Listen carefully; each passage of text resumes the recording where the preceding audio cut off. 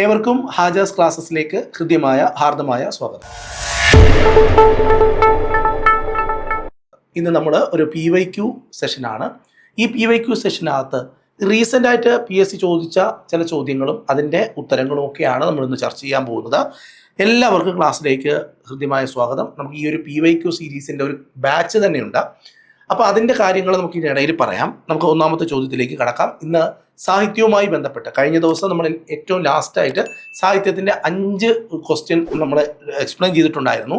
ഇന്ന് അതിൻ്റെ ബാക്കി ഒരു 5 ചോദ്യമാണ് നമ്മൾ ഇന്ന് കൊണ്ടുവന്നിട്ടുള്ളത്. അപ്പോൾ ആ ഒരു ക്ലാസ് കാണാത്തവർക്ക് താഴെ ഡിസ്ക്രിപ്ഷൻ ബോക്സിൽ ഞാൻ PYQ സീരീസിൻ്റെ തന്നെ ആ ഒരു പ്ലേലിസ്റ്റിൻ്റെ ലിങ്ക് കൊടുത്തിട്ടുണ്ട്. നിങ്ങൾക്ക് ഓരോ ക്ലാസ് ആയിട്ട് എടുത്ത് കാണാവുന്നതാണ്. വയലാർ അവാർഡ് ജേതാക്കൾക്ക് നൽകി വരുന്ന ശില്പം രൂപകൽപ്പന ചെയ്തത് ആരാണ്? വയലാർ അവാർഡ് വാങ്ങുന്നവർക്ക് ഒരു ശില്പം കൊടുക്കാറുണ്ട്. അത് രൂപകൽപ്പന ചെയ്തത് ആരാണ്? ശരിയായ ഉത്തരം കാനായി കുഞ്ഞിരാമൻ ആണ്. ശ്രദ്ധിക്കൂ, വയലാർ രാമവർമ്മയുടെ സ്മരണയ്ക്ക് വേണ്ടി 1977 ഈ വയലാർ അവാർഡ് നൽകി തുടങ്ങിയത്. 1977 ആണ് വയലാർ രാമവർമ്മയുടെ ഓർമ്മയ്ക്കായിട്ടാണ് വയലാർ അവാർഡ് ഏർപ്പെടുത്തിയത്. വയലാർ അവാർഡിൻ്റെ ശില്പം രൂപകൽപ്പന ചെയ്തത് കാനായിയാണ്. ഓക്കെ, ഇനി ഈ ഒരു സമ്മാനം ആദ്യമായി ലഭിക്കുന്നത് അഗ്നിസാക്ഷി എന്ന നോവലിനാണ്. ലളിതാംബിക അന്തർജനത്തിൻ്റെ അഗ്നിസാക്ഷി എന്ന നോവലിനാണ് ആദ്യമായി ഈ ഒരു സമ്മാനം ലഭിച്ചത്. 1977 വയലാർ രാമവർമ്മയുടെ ഓർമ്മയ്ക്കായി വയലാർ അവാർഡ് ഏർപ്പെടുത്തിയത്. ഇതിൻ്റെ ശില്പം രൂപകൽപ്പന ചെയ്തത് കാനായി കുഞ്ഞിരാമൻ ആണ്. ഇനി ഇതിൻ്റെ രണ്ടാമത്തെ ജേതാവ്, ഒന്നാമത്തെ ജേതാവ് ലളിതാംബിക അന്തർജനമാണെങ്കിൽ രണ്ടാമത്തെ ജേതാവ് PK ബാലകൃഷ്ണനാണ്. അദ്ദേഹത്തിൻ്റെ ഇനി ഞാൻ ഉറങ്ങട്ടെ എന്ന പ്രശസ്തമായ കൃതിക്കാണ് പുരസ്കാരം കിട്ടിയത്. ഇനി ഞാൻ ഉറങ്ങട്ടെ ആരാണ്? PK ബാലകൃഷ്ണൻ. ഇനി വൈലോപ്പിള്ളി ശ്രീധരമേനോന്റെ മകരക്കൊയ്ത്ത് ആണ് വയലാർ അവാർഡ് ലഭിച്ച ആദ്യത്തെ കവിതാ സമാഹാരം. അപ്പോൾ വയലാർ അവാർഡ് ലഭിച്ച ആദ്യത്തെ കവിതാ സമാഹാരം ഏത് എന്ന് ചോദിച്ചാൽ വൈലോപ്പിള്ളിയുടെ മകരക്കൊയ്ത്ത് ആണ്. തിക്കൊടിയൻ്റെ അരങ്ങ് കാണാത്ത നടൻ ആണ് ഈ പുരസ്കാരം നേടുന്ന ആദ്യത്തെ ആത്മകഥ. എന്ത് ക്ലിയർ ആയിട്ടാണ് കാര്യങ്ങൾ കിട്ടുന്നത്. 1977 വയലാർ രാമവർമ്മയുടെ ഓർമ്മയ്ക്ക് വേണ്ടി വയലാർ അവാർഡ് ഏർപ്പെടുത്തിയത്. 1977 ഈ അവാർഡ് ഇതിനോടൊപ്പം നൽകുന്ന ഈ ശില്പം രൂപകൽപ്പന ചെയ്തത് കാനായി കുഞ്ഞിരാമനാണ്. ആദ്യത്തെ ജേതാവ് ലളിതാംബിക അന്തർജനം അവരുടെ അഗ്നിസാക്ഷി എന്ന നോവലിനാണ്. രണ്ടാമത്തെ അവാർഡ് ലഭിച്ചത് ആർക്കാണെന്ന് ചോദിച്ചാൽ PK ബാലകൃഷ്ണൻ. അദ്ദേഹത്തിൻ്റെ ഇനി ഞാൻ ഉറങ്ങട്ടെ എന്ന വളരെ പ്രശസ്തമായ കൃതിക്കാണ്. വൈലോപ്പള്ളി ശ്രീധരമേനോന്റെ മകരക്കൊയ്ത്താണ് ഈ ഒരു അവാർഡ് നേടുന്ന ആദ്യത്തെ കവിതാ സമാഹാരം. തിക്കൊടിയൻ്റെ അരങ്ങു കാണാത്ത നടനാണ് ഈ വയലാർ അവാർഡ് നേടുന്ന ആദ്യത്തെ ആത്മകഥ. എന്നാൽ ടി പത്മനാഭന്റെ പുഴ കടന്ന് മരങ്ങളുടെ ഇടയിലേക്ക് എന്ന കൃതിയാണ് വയലാർ അവാർഡ് നേടുന്ന ആദ്യത്തെ ചെറുകഥാ സമാഹാരം. കവിതാ സമാഹാരം നമ്മൾ നേരത്തെ പറഞ്ഞു. വയലാർ അവാർഡ് നേടുന്ന ആദ്യത്തെ ചെറുകഥാ സമാഹാരം ആരുടേതാണ് എന്ന് ചോദിച്ചാൽ ടി പത്മനാഭന്റെ പുഴ കടന്ന് മരങ്ങളുടെ ഇടയിലേക്ക് എന്ന കൃതിക്കാണ് ചെറുകഥാ സമാഹാരം. മലയാറ്റൂർ രാമകൃഷ്ണന് യന്ത്രം എന്ന നോവലിനും മലയാറ്റൂർ രാമകൃഷ്ണന് വയലാർ അവാർഡ് കിട്ടിയിട്ടുണ്ട്. യന്ത്രം എന്ന നോവലിനും സുഗതകുമാരിക്ക് ഈ അവാർഡ് കിട്ടിയിട്ടുണ്ട്. അമ്പലമണി എന്ന കവിതാ സമാഹാരത്തിനും വയലാർ അവാർഡ് കിട്ടിയിട്ടുണ്ട്. വയലാർ അവാർഡ് ക്ലിയർ ആയി നമുക്ക് പഠിക്കാൻ ഈ ഒരു PYQ സെഷൻ നമ്മളെ സഹായിച്ചു. കഴിഞ്ഞ ദിവസം നമ്മൾ KPSCയെ കുറിച്ച് പറഞ്ഞു. 1950 ആലപ്പുഴ ജില്ലയിലാണ് ഈ ഒരു എവിടെയാണ് കായംകുളത്താണ് ഈ KPSC എന്ന് പറയുന്ന പ്രസ്ഥാനം ആരംഭിക്കുന്നത്. ഇതെല്ലാം നമ്മൾ കാമ്പിശ്ശേരിയാണ്. ഈ ഒരു കാമ്പിശ്ശേരി നാരായണൻ അല്ലേ, അദ്ദേഹമാണ് ഈ ഒരു KPSC. 1951 KPSCയുടെ ആദ്യത്തെ നാടകം പുറത്തു വരുന്നത് എൻ്റെ മകനാണ് ശരി എന്ന നാടകമാണ് KPSCയുടെ ആദ്യത്തെ നാടകം. KPSC ലളിതയൊക്കെ അതിലൂടെ ഉയർന്നു വന്നവരാണ്, മികച്ചവരായവരാണ്. അപ്പോൾ നിങ്ങൾ എന്നെ കമ്മ്യൂണിസ്റ്റ് ആക്കി എന്ന ഒരു നാടകം KPSCയുടെ ചരിത്രത്തിലെ തന്നെ ഏറ്റവും പ്രശസ്തമായ നാടകം. കേരളത്തിൽ കമ്മ്യൂണിസ്റ്റ് പ്രസ്ഥാനത്തിൻ്റെ വേരിറങ്ങാനും കമ്മ്യൂണിസ്റ്റ് പ്രസ്ഥാനത്തെ വളരെ വിപുലമാകാനും ഒക്കെ സഹായിച്ച ഒരു നാടകവും KPSCയുടേതാണ് എന്നത് കഴിഞ്ഞ ക്ലാസ്സിലൂടെ നമ്മൾ കണ്ടതാണ്. കാരണം ഓരോ PYQ സെഷനും നിങ്ങൾക്ക് ഏറെ പ്രയോജനം ചെയ്യും. MT വാസുദേവൻ നായരുടെ ഏത് കൃതിയെ ആസ്പദമാക്കിയാണ് സതയം എന്ന സിനിമ നിർമ്മിച്ചിട്ടുള്ളത്? നിങ്ങളെല്ലാവരും സതയം എന്ന് പറയുന്ന സിനിമ കണ്ടിട്ടുണ്ടാകും. സതയം ഏത് കൃതിയെ ആസ്പദമാക്കിയാണ് ഈ ഒരു സിനിമ നിർമ്മിച്ചിട്ടുള്ളത്? ഉത്തരം ശത്രു എന്ന് പറയുന്ന കൃതിയെ. ഓക്കെ, ശ്രദ്ധിച്ച് കേൾക്കണം. സതയം എന്ന് പറയുന്ന ആ സിനിമ ശത്രു എന്ന കൃതിയെ ആസ്പദമാക്കി പുറത്തിറങ്ങിയ ചിത്രമാണ്. അങ്ങനെയാണെങ്കിൽ പല കൃതികളെയും ആസ്പദമാക്കി പുറത്തിറങ്ങിയ ചിത്രങ്ങളുണ്ട്. അതിലേറ്റവും പ്രധാനമാണ് ദൈവത്തിൻ്റെ വികൃതികൾ. മുകുന്ദൻ്റെ വിഖ്യാതമായ ഒരു നോവലാണ് ദൈവത്തിൻ്റെ വികൃതികൾ. ദൈവത്തിൻ്റെ വികൃതികൾ എന്ന് പറയുന്നത് മുകുന്ദൻ്റെ നോവൽ. ആ നോവലിനെ ആസ്പദമാക്കി സിനിമയും ആ പേരിൽ തന്നെ വന്നു, ദൈവത്തിൻ്റെ വികൃതികൾ. എന്നാൽ SK പൊറ്റക്കാടിൻ്റെ കടത്തുതോണി എന്ന കഥയെ ആസ്പദമാക്കിയാണ് പിന്നീട് MT വാസുദേവൻ നായർ അദ്ദേഹം കടവ് എന്ന ചിത്രം സംവിധാനം ചെയ്തത്. ഈ ചിത്രത്തിൽ ഏറ്റവും മികച്ച തിരക്കഥയ്ക്കുള്ള അവാർഡ് MT വാസുദേവൻ നായർക്ക് കിട്ടുകയും ചെയ്തു. SK പൊറ്റക്കാടിൻ്റെ കടത്തുതോണി എന്ന കഥയെ ആസ്പദമാക്കിയാണ് MT വാസുദേവൻ നായർ എന്ത് ചെയ്തത്? SK പൊറ്റക്കാടിൻ്റെതാണത്, അത് കടവ് എന്ന് പറയുന്ന സിനിമയായി മാറി. അതിന് MT വാസുദേവൻ നായർക്ക് ഏറ്റവും മികച്ച തിരക്കഥയ്ക്കുള്ള ദേശീയ അവാർഡ് കിട്ടുകയും ചെയ്തു. ക്ലിയർ ആണ്? അപ്പോൾ എന്തൊക്കെ രണ്ട് പോയിന്റുകൾ ഏതൊക്കെയാ? മുകുന്ദൻ്റെ വിഖ്യാതമായ ദൈവത്തിൻ്റെ വികൃതികൾ നോവല് തന്നെ സിനിമയായി. എന്നാൽ SK പൊറ്റക്കാടിൻ്റെ കടത്തുതോണി എന്ന കഥ പിന്നീട് കടവ് എന്ന് പറയുന്ന ചിത്രമായി മാറുന്നു MT വാസുദേവൻ നായരിലൂടെ. എന്നാൽ വേളൂർ കൃഷ്ണൻകുട്ടിയുടെ പാലം അപകടത്തിൽ എന്ന കഥയെ ആസ്പദമാക്കിയാണ് മലയാള സിനിമയിലെ എക്കാലത്തെയും മികച്ച കോമഡി ചിത്രമായ പഞ്ചവടിപ്പാലം പുറത്തിറങ്ങുന്നത്. ആരെയാണ്? വേളൂർ കൃഷ്ണൻകുട്ടിയുടെ പാലം അപകടത്തിൽ എന്ന കഥയെ ആസ്പദമാക്കിയാണ് പിന്നീട് KG ജോർജ് പഞ്ചവടിപ്പാലം എന്ന് പറയുന്ന ഒരു സിനിമ പഴയകാലത്തെ ആൾക്കാർക്കൊക്കെ ഭയങ്കര രസകരമായി അവർ ആസ്വദിച്ചൊരു ചിത്രമാണ്. ഇനി MTയുടെ സ്വർഗം തുറക്കുന്ന സമയം എന്ന രചനയെ ആസ്പദമാക്കി IV ശശിയാണ് ആൾക്കൂട്ടത്തിൽ തനിയെ എന്ന് പറയുന്ന ഒരു സിനിമ സംവിധാനം ചെയ്തത്. ഇതിൻ്റെ തിരക്കഥയും ആര് തന്നെയായിരുന്നു? MT തന്നെയായിരുന്നു. അപ്പോൾ MTയുടെ സ്വർഗം തുറക്കുന്ന സമയം, അതിന് തിരക്കഥയും MT തന്നെയായിരുന്നു. ആ സിനിമ പുറത്തിറക്കിയത് IV ശശിയാണ്. അദ്ദേഹം ആ പേരിട്ടത് ആൾക്കൂട്ടത്തിൽ തനിയെ എന്നാണ്. അപ്പോൾ അങ്ങനെയൊക്കെയാണ് കാര്യങ്ങൾ. അടുത്ത ചോദ്യത്തിലേക്ക് വരാം. അടുത്ത ചോദ്യം, JC ഡാനിയൽ അവാർഡ് നേടിയെടുത്ത ആദ്യത്തെ അഭിനേതാവ് ആരാണ്? JC ഡാനിയൽ അവാർഡ് നേടിയെടുത്ത ആദ്യത്തെ അഭിനേതാവ് ആരാണ്? ഇവിടെ ഓപ്ഷൻ നമ്മൾ നന്നായിട്ട് കാണുന്നുണ്ട്. ഉത്തരം എന്ന് പറയുന്നത് തിക്കുറിശ്ശി സുകുമാരൻ നായർ ആണ്. ഓക്കെ, ഇനി നോക്കൂ, എന്തിനാണ് ഇങ്ങനെ ഒരു അവാർഡ് നൽകുന്നത്? മലയാള സിനിമയ്ക്ക് നൽകുന്ന സമഗ്ര സംഭാവനകളെ പരിഗണിച്ചുകൊണ്ട് കേരള സർക്കാർ നൽകുന്ന ഏറ്റവും വലിയ അംഗീകാരമാണ് ഇത്. നമ്മുടെ സംസ്ഥാന സാംസ്കാരിക വകുപ്പിന് കീഴിലുള്ള ചലച്ചിത്ര അക്കാദമിയാണ് ഈ ഒരു അവാർഡിന് വേണ്ടി ജേതാവിനെ തിരഞ്ഞെടുക്കുന്നത്.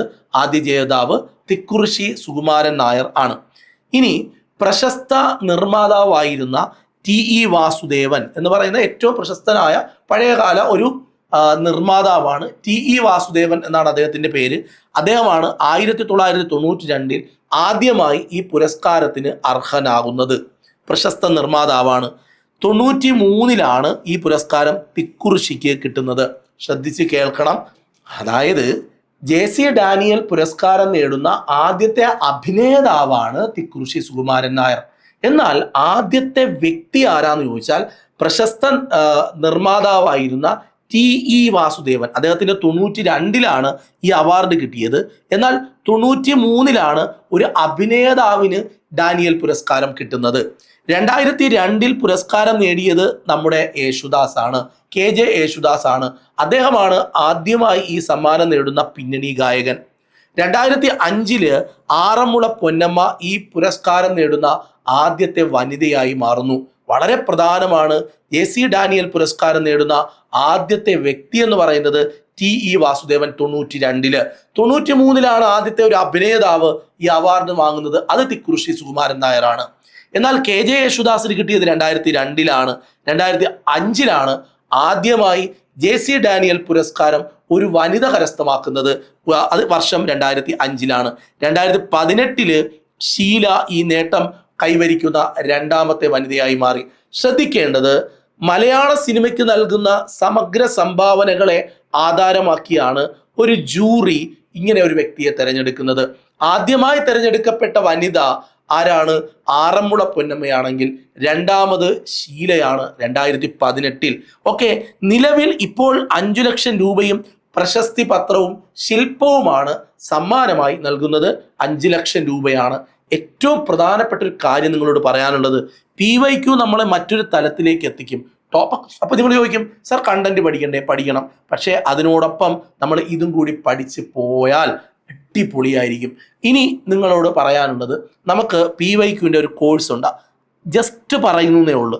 നോക്ക്, അതിന് നമ്മൾ 2000-3000 രൂപയൊന്നും കൊടുക്കണ്ട.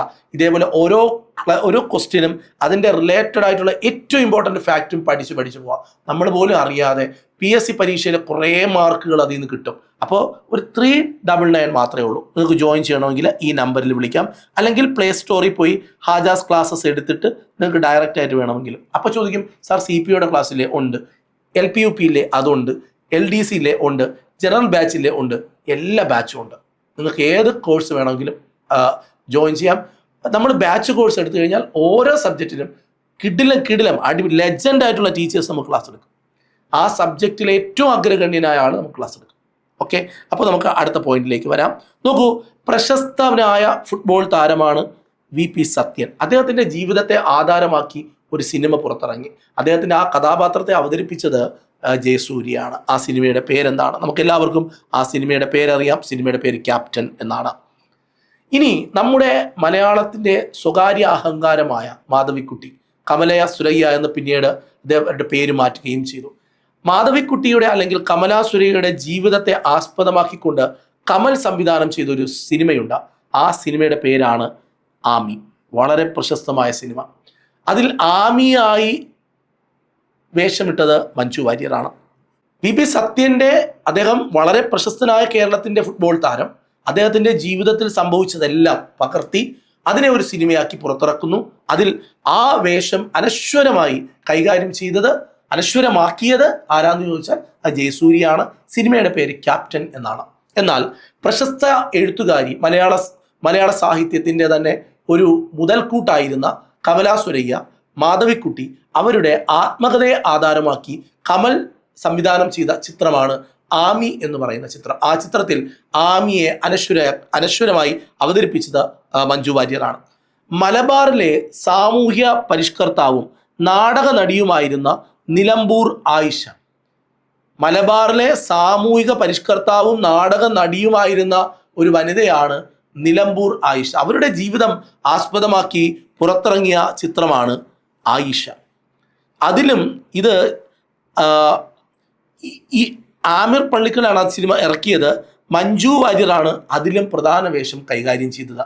ഇനി ദക്ഷിണേന്ത്യൻ സിനിമാ താരമായിരുന്ന സാവിത്രിയുടെ ജീവിതം ആസ്പദമാക്കി മഹാനടി എന്ന് പറയുന്ന ഒരു ചിത്രം പുറത്തിറങ്ങി. ഇതിൽ ആ ഒരു പെൺ കഥാപാത്രത്തെ അവതരിപ്പിച്ചത് കീർത്തി സുരേഷാണ്. കീർത്തി സുരേഷിന് അതിന് ദേശീയ പുരസ്കാരവും കിട്ടി. ഇങ്ങനെ പല മഹത് വ്യക്തികളുടെയും ജീവിതത്തെ ആസ്പദമാക്കി ചിത്രങ്ങൾ പുറത്തിറങ്ങിയിട്ടുണ്ട്. അതിൽ ചിലതൊക്കെയാണ് മാധവിക്കുട്ടിയുടേത്, നിലമ്പൂർ ആയിഷയുടേത്, സാവിത്രിയുടെയൊക്കെ ജീവിതം സിനിമയായി വന്നിട്ടുണ്ട്. അതേപോലെ തന്നെ ഇടുക്കി സ്വദേശിയായ സജി തോമസ്, ബധിരനും മൂകനുമായ സജി തോമസ് എന്ന് പറയുന്ന വ്യക്തി വിമാനം നിർമ്മിക്കുന്നു. ആ സിനിമ പുറത്തിറങ്ങി. ആ സിനിമയുടെ പേരാണ് വിമാനം. അതിലെ അതിലെ കഥാപാത്രത്തെ അവതരിപ്പിക്കുന്നത് പൃഥ്വിരാജാണ്. പൃഥ്വിരാജ് അഭിനയിച്ച സിനിമയാണ്. അതുപോലെ തന്നെ മലയാളികളുടെയൊക്കെ ഏറ്റവും വലിയ ഇഷ്ട കഥാപാത്രമായിരുന്ന കലാഭവൻ മണി, അല്ലെ, വളരെ ലഘുവായ ജീവിതം നയിച്ചിരുന്ന, വളരെ നമുക്കെല്ലാവർക്കും വളരെ ഇഷ്ടമായിരുന്ന കലാഭവൻ മണിയുടെ ജീവിതം ആസ്പദമാക്കി വിനയൻ സംവിധാനം ചെയ്ത ചിത്രമാണ് ചാലക്കുടിക്കാരൻ ചങ്ങാതി. മദ്യപാനത്തിൽ നിന്ന് മുക്തി നേടി ജീവിതം തിരിച്ചു പിടിക്കുന്ന മുരളി എന്ന വ്യക്തിയുടെ യഥാർത്ഥ കഥ വളരെ അനശ്വരമായി അവതരിപ്പിച്ചുകൊണ്ട് ജയസൂര്യ വീണ്ടും സിനിമയിൽ സ്കോർ ചെയ്യുന്നു. ആ സിനിമയാണ് വെള്ളം എന്ന് പറയുന്ന സിനിമയുടെ ആധാരം. ഇങ്ങനെ റിയലായിട്ടുള്ള കാര്യങ്ങളെ സിനിമയിലൂടെ അവതരിപ്പിക്കപ്പെട്ടിട്ടുണ്ട് എന്ന് ഓർമ്മപ്പെടുത്തുന്നു. ഇത് വളരെ പ്രധാനപ്പെട്ട ഒരു ചോദ്യം തന്നെയാണ്. അടുത്ത ചോദ്യത്തിലേക്ക് നമുക്ക് പോകാം. അടുത്ത ചോദ്യം, കേരളത്തിൽ വലിയ ചർച്ചയായ സിസ്റ്റർ അഭയ കേസ്, അതുമായി ബന്ധപ്പെട്ട നിർമ്മിച്ച സിനിമ ഏതാണ്? സിസ്റ്റർ അഭയ കേസിന്റെ കൊലപാതകവുമായി ബന്ധപ്പെട്ട പുറത്തിറങ്ങിയ ചിത്രം ഏതാണ്? ഉത്തരം ക്രൈം ഫയൽ. നോക്കൂ, മുക്കത്തെ പ്രണയം. നോക്കൂ, BP മൊയ്തീൻ്റെയും കാഞ്ചനമാലയുടെയും അനശ്വരമായ പ്രണയകഥ പറഞ്ഞ സിനിമയാണ് എന്ന് നിന്റെ മൊയ്തീൻ. ഇതിൽ പൃഥ്വിരാജും പാർവതി തിരുവോത്തും ചേർന്നാണ് ഇതിനകത്തെ പ്രധാന കഥാപാത്രങ്ങളെ അവതരിപ്പിച്ചത്. മലയാള സിനിമയിൽ ഏറെ കാലത്തിന് ശേഷം, മലയാള സിനിമയിൽ ഒരു വരൾച്ച നേരിട്ടുകൊണ്ടിരുന്ന സമയത്താണ് ഇങ്ങനെ ഒരു പ്രണയകഥ, യഥാർത്ഥ പ്രണയകഥയെ ആ ഒരു അപ്രപാളികളിലേക്ക് അനശ്വരമാക്കി അവതരിപ്പിച്ച രണ്ട് താരങ്ങളായിരുന്നു പൃഥ്വിരാജും അതുപോലെ പാർവതി തിരുവോത്തും. ക്രൈം ഫയൽ എന്ന് പറയുന്നത് സിസ്റ്റർ അഭയ കേസുമായി ബന്ധപ്പെട്ട് പുറത്തിറങ്ങിയ ചിത്രമാണ്.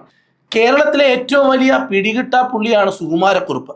ഈ സുകുമാരക്കുറുപ്പിൻ്റെ ജീവിതത്തെയും അതുപോലെ തന്നെ ചാക്കോ വധക്കേസിനെയൊക്കെ ആസ്പദമാക്കി ശ്രീനാഥ് രാജേന്ദ്രൻ സംവിധാനം ചെയ്ത ചിത്രമാണ് കുറുപ്പ്. അതിനകത്ത് കേന്ദ്ര കഥാപാത്രത്തെ അവതരിപ്പിക്കുന്നത് ആരാണ്? ദുൽഖർ സൽമാനാണ്. ഇനി ഒട്ടേറെ കൊലപാതകങ്ങൾ നടത്തി മലയാളത്തിലാകെ ഭീതി സൃഷ്ടിച്ച സൈനൈഡ് മോഹൻ എന്ന് പറയുന്ന വ്യക്തിയുടെ കഥ പറഞ്ഞ ചിത്രമാണ് ഈ ഇടക്കാലത്ത് പുറത്തിറങ്ങിയത്. ആ സിനിമയുടെ പേരാണ് കളങ്കാവൽ. മമ്മൂട്ടിയാണ് സൈനൈഡ് മോഹനെ അതിനകത്ത് അവതരിപ്പിച്ചത്. ഓക്കെ, അപ്പോൾ ഇങ്ങനെ കുറേ സിനിമകൾ ഇറങ്ങിയിട്ടുണ്ട് എന്നുള്ളതാണ്. PYQ നിങ്ങളെ മറ്റൊരു തലത്തിലേക്ക് എത്തിക്കും. PSC സംബന്ധമായ ഏതെങ്കിലും കോഴ്സ് എടുക്കണം, ഓൺലൈനിലൂടെ പഠിക്കണം എന്ന് താല്പര്യമുള്ളവർ എൻ്റെ നമ്പറിൽ ബന്ധപ്പെടുക. താഴെ ഡിസ്ക്രിപ്ഷൻ ബോക്സിൽ ഡീറ്റെയിൽ കൊടുത്തിട്ടുണ്ട്. പിന്നെ ഒരു കാര്യം, ഒരു കമൻ്റ് ഇടാതെ പോകരുത്. നിങ്ങൾക്ക് ഈ ക്ലാസ് ഏത് തരത്തിലാണോ ഉപകരിക്കപ്പെട്ടത് എന്ന് കമൻറ്റ് ചെയ്യുക. നമുക്ക് അടുത്ത ദിവസം വീണ്ടും കാണാം. Bye bye.